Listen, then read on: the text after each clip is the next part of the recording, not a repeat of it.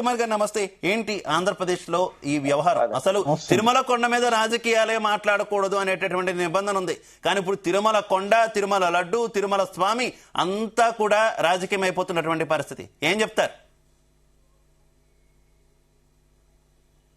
మన ముందుగా మీకు, ప్రేక్షకులకి, ప్యానెల్లో ఉన్న మిత్రులందరికీ నమస్తే. మన దురదృష్టం ఏంటంటే మన దేశంలో హిందువులకు శత్రువులు హిందువులే అండి. హిందువులకు శత్రువులు హిందువులే.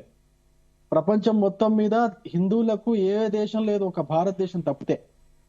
అటువంటి భారతదేశంలో కూడా హిందూ ధర్మం అనేది అంపశయ పైన ఉందని చెప్పడానికి ఇది ఒక నిదర్శనం. అయినప్పటికీ కూడా హిందువులు యూనిటీగా మాట్లాడరు, పార్టీలకు అతీతంగా మాట్లాడరు. వాళ్ళకి అసలు సోయే లేదు. ఒకప్పుడు పాకిస్తాన్ లో 20% మంది హిందువులు ఉండేది, ఇప్పుడు 1% ఉన్నారు. బంగ్లాదేశ్ లో 14-15% ఉందో అని చెప్పేసి మనం చెప్పుకుంటాం. ఇప్పుడు బంగ్లాదేశ్ లో కూడా ర్యాలీలు జరుగుతున్నాయి. హిందూ పూజలు, దుర్గాదేవి పూజలు జరగకూడదని చెప్పేసి ముస్లింలు ర్యాలీ తీస్తున్నారు. ర్యాలీ తీసి జరిగితే అది చేస్తున్నారు. వాళ్ళు టార్గెట్ చేసి మరి హిందువులను చంపుతున్నారు. ఇప్పుడు బంగ్లాదేశ్ కూడా ఖాళీ అయిపోతుంది.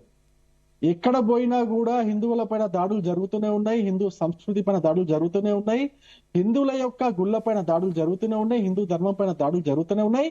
అయినప్పటికీ కూడా ఈ రాజకీయ పార్టీలలో ఉన్నటువంటి హిందూ నాయకులు, ఇందులో ఉన్నటువంటి నరేంద్ర గారు లాంటి వారు అయినప్పటికీ కూడా ఇంకా సోయి తెచ్చుకోరు. ఎందుకో నాకు అర్థం కావట్లేదు. రాజకీయాలకు అతీతంగానే మాట్లాడుతున్నాను నేను రాజకీయాలకు అతీతంగానే మాట్లాడుతున్నాను. వస్తున్నా నరేంద్ర గారు మీ దగ్గరకు వస్తున్నాను. మీ పూర్తిగా మీరు ఏం చెప్తారో చెప్పిన తర్వాత మీరు వెళ్తారు. కానీ ఒక నిమిషం ఆయన మాట్లాడిద్దాం, ఒక నిమిషం ఆయన కంప్లీట్ చేయనిద్దాం. రవికుమార్ గారు కంటిన్యూ. నేను హిందువులందరూ కూడా సెక్యులర్, సోయి లేకుండానే ఉన్నారు, ఇంకా నిద్రపోతున్నారు.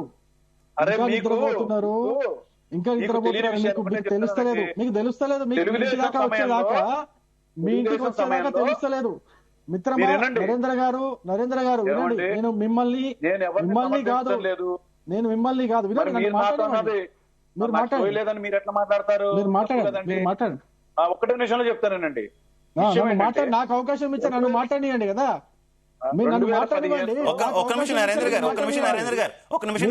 కంప్లీట్ అయిపోయిన తర్వాత వెంటనే మీకు అవకాశం ఇస్తాను. ఇదే అహంకారం పనికిరాదండి. కొంచెం వినండి. అవతల వ్యక్తికి అవకాశం ఇచ్చారు. రవికుమార్ గారు కంటిన్యూ ప్లీజ్. వ్యక్తిగత దోషం ప్లీజ్ కంటిన్యూ. పదాలు వాడటం రావట్లేదని అర్థమవుతుంది నాకు. పదాలు వాడడం కాదు. అహంకారం ఏంటిది? చర్చ మొత్తం పక్కపోతుంది. ప్లీజ్ ఏమండి, ఒక పక్క యాంకర్ చెప్తున్నారు, మిమ్మల్ని ఆపుతున్నారు. మీరు ఆగొచ్చు కదా. మీ టైం ఇచ్చినప్పుడు మాట్లాడమని చెప్తుంటే కూడా మీరు అట్లనే మధ్యలో వచ్చి మాట్లాడుతుంటే దాన్ని ఏమంటారు?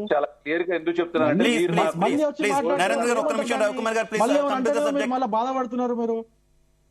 మధ్యలో వస్తున్నారు, మళ్ళీ నాకు టైం ఇచ్చారు, నాకు నేనేమంటున్నా, ఈ దేశంలో హిందూ దేవతల రథయాత్రలు తీసినప్పుడు వేరే మతం వాళ్ళు రాళ్ళు విసురుతారు, ఇళ్ళని కాలుస్తారు, కత్తులతో పొడుస్తారు. అయినప్పటికీ కూడా మన హిందువులకు సోయి రాదు. నేనేమంటున్నా, మన దేశంలో ఉన్నటువంటి యాత్రికులు అక్కడ నార్త్ లో యాత్రలకు పోతుంటారు. అక్కడ యాత్రలకు పోతే ఆ బస్సుల పైన తీవ్రవాదులు గుళ్ళ వర్షం కురిపించి చంపేస్తారు. అయినప్పటికీ కూడా మనకు ఇంకా సోయి రాదు. మన యాత్రికులు అక్కడ కాశ్మీర్ లో అటు యాత్రకు పోవాలంటే కొన్ని వేల మంది సెక్యూరిటీని, సైన్యాన్ని పెట్టుకొని మరి యాత్రకు పోవాల్సినటువంటి దుస్థితి ఉంది మన దేశంలో. అయినప్పటికీ కూడా హిందువులకు సోయి రాదు. ఒక రాష్ట్ర ముఖ్యమంత్రి ఏమంటాడంటే హిందూ ధర్మం అనేది ఒక డెంగ్యూ, ఒక చికెన్ గున్యా లాంటిది, దాన్ని నిర్మించాలంటాడు ఒక రాష్ట్ర ముఖ్యమంత్రి కొడుకు. అయినప్పటికీ కూడా హిందువులకు సోయి రాదు. ఒక రాష్ట్రంలో 3400 గుళ్ళు ప్రభుత్వ ఆధీనంలో ఉంటే ఆ గుళ్ళకు సంబంధించినటువంటి డబ్బును తీసుకొని పోయి ముస్లింలకు ఇస్తే అయినప్పటికీ కూడా హిందువులకు సోయి రాదు. ఇదే తిరుపతి గురించి మాట్లాడదాం. 2 లక్షల కోట్లకు పైగా ఆస్తులు ఉన్నటువంటి తిరుపతిలో, 15,000 కోట్లకు పైగా ఆదాయం ఉన్నటువంటి ఈ తిరుపతిలో ఎంతమంది అన్యమతస్తులు ఉన్నారు? వాళ్ళు ఏ విధంగా పవిత్రంగా పనిచేయగలుగుతారా? పవిత్రంగా హిందూ సాంప్రదాయాలకు అనుగుణంగా ఆ అన్యమతస్తులు తిరుపతిలో పనిచేస్తున్న వాళ్ళు ఈ యొక్క హిందూ సాంప్రదాయాన్ని, హిందూ ధర్మాన్ని గౌరవించగలుగుతారా? అటువంటి వాళ్ళని ఉద్యోగాల్లో పెట్టి ఈ యొక్క తిరుమల పవిత్రతను మీరు ఏం చేస్తున్నారు అనేది మీరు ఒకసారి ఆలోచించుకోవాలి. హిందువులు ఆలోచించుకోవాలి. హిందువుల గురించి అంటున్నాను, నేను ఒక్కరి గురించి అనట్లేదు, హిందువులు ఓకే, మొత్తం గురించి ఓకే, అంటున్నా. ఓకే.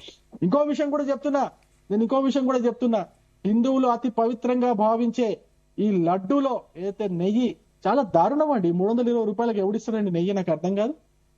మార్కెట్ లో పోతే 500 తక్కువ లేదు. ఎంత ఎంత ఎంత లాట్ లో, ఎంత హోల్సేల్ లో కొనుక్కున్నా కూడా ఓ 50 రూపాయలు 60 రూపాయలు తక్కువకి ఇస్తుండొచ్చు. మరి 320 రూపాయలకి ఎవడిస్తారండి నెయ్యి? నాకు అర్థం కాదు. ఇంత దారుణం అండి, నాకు అర్థం కాదు. ఓకే, ఓకే రవికుమార్ గారు, హిందువులు ఓకే రవికుమార్ గారు, హిందువులు చేతగాని వాళ్ళు మీ ఉద్దేశంలో హిందువులు ఏం చేయలేరు. ఒక అన్య మతస్థుణ్ణి ముఖ్యమంత్రిగా చేసుకొని కూర్చున్నటువంటి ఆంధ్ర వాళ్ళు దురదృష్టవంతులు అనుకోవాలా, అమాయకులు అనుకోవాలా, ఏం తెలియని వాళ్ళు అనుకోవాలా, ఏమనుకోవాలి? అటువంటి వ్యక్తి తిరుమల పోతే డిక్లరేషన్ ఇవ్వడండి? నాకు అర్థం కాదు. ఎందుకు డిక్లరేషన్ ఇవ్వకూడదు? అంటే తిరుమలలో నడుస్తున్నటువంటి సాంప్రదాయాన్ని ఆపాలనుకుంటున్నారా మీరు? తిరుమలలో నడుస్తున్నటువంటి డిక్లరేషన్ యొక్క సాంప్రదాయాన్ని, రైట్. నేను మాట్లాడిన ప్రతి ఒక్క మాట, నేను మీ పార్టీని గురించి కానీ మీ గురించి కానీ నేను వ్యక్తిగతంగా మాట్లాడలేదు. నేను హిందువుల అందరి యొక్క దుస్థితి గురించి మాట్లాడాను. ఆ దుస్థితి గురించి మాట్లాడి మీరు రాజకీయం చేయకండి ప్లీజ్. రవికుమార్ గారు, మీరు కానీ ఇందాక బీజేపీ ఆయన పేరు నాకు తెలుసుకోలేకపోయాను. భరత్ యాదవ్ గారు 2015లో మీరు ఎక్కడున్నారండి? మేము మాట్లాడాం. నేను విజయవాడలో ఉన్నా 2015లో. నేను తెలంగాణ అయినప్పటికీ కూడా నేను విజయవాడలో విస్తారంగా ఉన్నా. నేను విజయవాడలో ఫైట్ చేశా. విజయవాడ రోడ్డు పైన, కృష్ణానది ఒడ్డు పైన నేను ఫైట్ చేశా. నేను ఉన్నా అక్కడ. మీకు ఫోటోలు పంపిస్తా, చూసుకోండి కావాలంటే.